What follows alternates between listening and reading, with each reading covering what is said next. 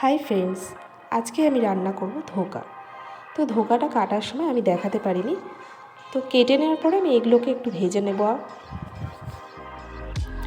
এবার দেখো, ভেজে নেওয়ার পরে আলাদা পাত্রে রাখার পরে আলুগুলো এর মধ্যে দিয়ে দেব।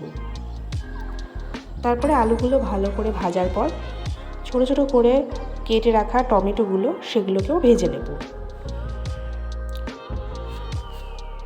তো টমেটোগুলো ভাজার পরে আমি এর মধ্যে যে আলাদা করে যে মশলা তৈরি করেছিলাম সেই মশলাটা এর মধ্যে অ্যাড করে দিয়ে আর আলুটা এর সাথে দিয়ে একসাথে কষাবো।